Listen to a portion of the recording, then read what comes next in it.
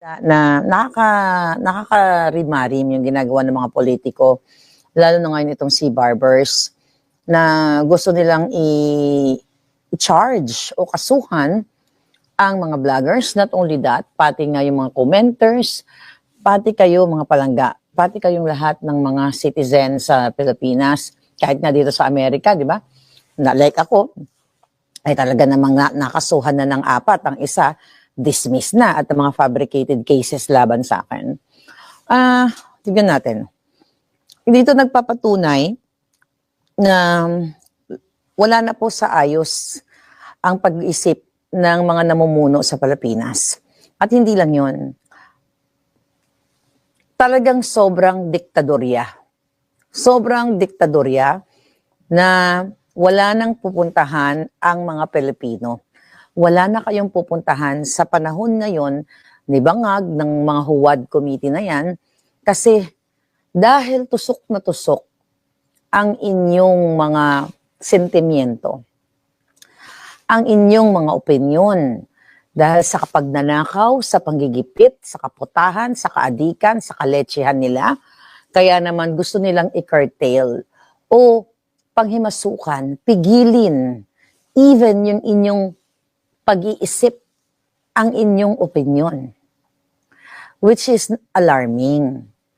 Imagine mo, kung ang tingin mo kay Barbers ay isang, kung nasa isip mo, first glance mo sa kanya, ay mukha siyang, sabihin na natin, ang tingin mo mukha siyang sindikato. Di ba? Panghimasukan na yan. Sa tingin ko si Robert Barbers ay mukhang sindikato. Yun yung perception mo. Perception mo sa tao dahil sa nakikita mo yung pagmumukha niya at yung ginagawa nila. Gusto nila pati utak nyo gupitin. Na-gets nyo?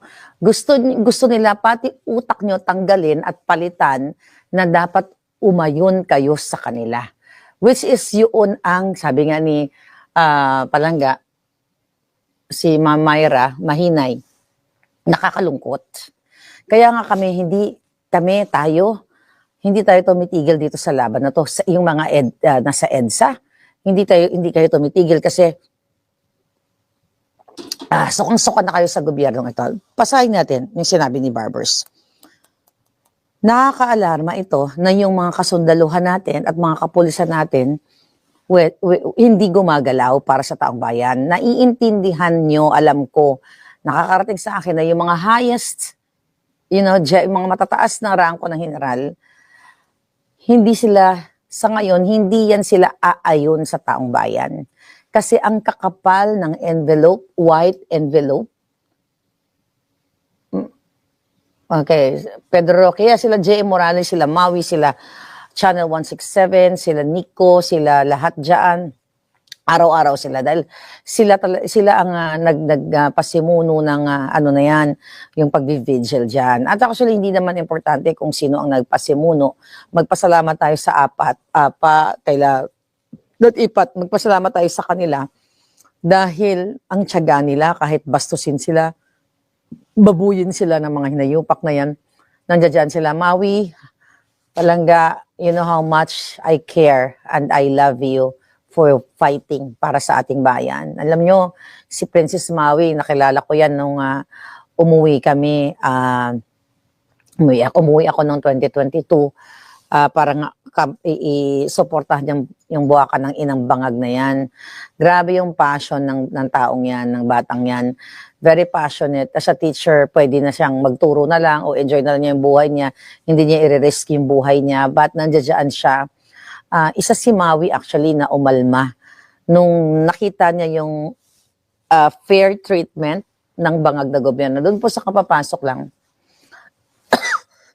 O yung hindi alam ng issue na to, December 10 of 2022, nung inimbita ang mga mainstream media at ang mga vloggers sa Malacanang, halos magkasabay po yung lunch yung vloggers, or halos magkasabay lang yung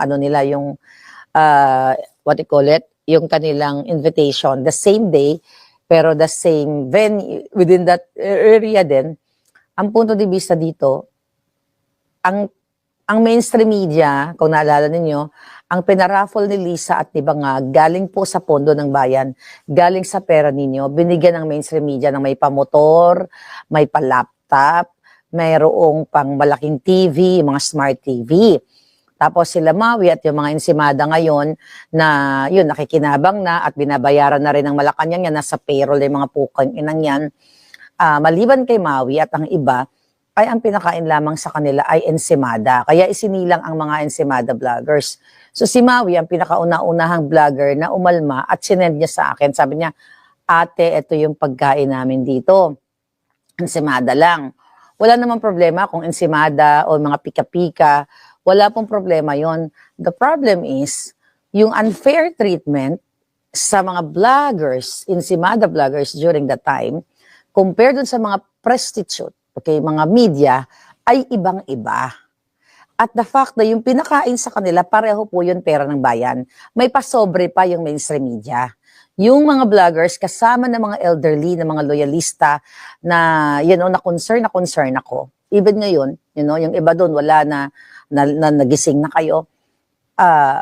Kung meron sanang, maintindihan ko dahil Pasko yun, December 10, yung mga mainstream media, binigyan ng mga pasobre. Okay? Pasobre, smart TV at kung ano-ano pa. Ang mga ensimada vloggers at nakasama si Maui doon at yung mga matatanda, walang pakimkim. Okay? Walang, like token of appreciation. Alam mo, para sa akin, wala naman sanang problema yun eh. Kung pantay-pantay, binigyan ng mainstream as token of appreciation, ganun din ang mga vloggers as token of appreciation. Kung tigli 5 piso, tigli 5 piso. So with that, hindi ka magrereklamo, di ba? Dahil fair treatment naman pala. So yun. Kaya doon pa lang, December of 2022, nakita mo na binusog talaga ni Lisa at ni Bangag Jr. ang mga mainstream media para hindi mag-ulat ng tama at ipinakita talaga ng kadyutahan ni Lisa, kasakiman, kakidnapiran, lahat na po, name it, ni Bangag Jr., na kayong mga maliliit, you are nothing. Wala, kumbaga, ang tingin nila sa inyo ganito. Kaya nga po doon ako, although nag-aalsa na ako noon, no? Dahil August of 2022, talagang gigil na gigil ako sa mga kaputahan ni Lisa, ni Bangag. So, December 10 of 2022, doon nakita ni Maui na unfair talaga. Kaya nga, I'm glad, si Maui ay napakatalinong, teacher at nasa sound mind, hindi katulad ng mga vloggers na ang dudugyot talaga nila. Physically, it's so, nanglilimahid. Maligo nga kayo. Binayaran na kayo, hindi pa kayo makapagligo ng maayos. Ang papangit nyo talaga, sa totoo lang. Yan kayo mga vlog. Ang papangit. 'Di ba? Unang-una, yung mga jutak nyo parang galing sa lamawan. Okay? Tapos ngayon, binabayaran. Alam mo, Lisa, Tanas, 'di ba? Talagang desperado ka na. Kasi wala ka ng, maliban na physically, wala kang kaklas-klas. Pati yung mga ugaling kanal, mukhang kanal, ugaling kanal, ay pinapatos mo para lang may mag-comment sa'yo. Okay? Yes, sabi ni Leo Girl, pinaalis nga ang mga tao sa EDSA. Yun na nga, day 5 pa lang pinapaalis ang mga tao sa EDSA. And, bago ko pumunta sa ibang topic, mag-comment lang kayo dyan kung ano yung topic na gusto nyo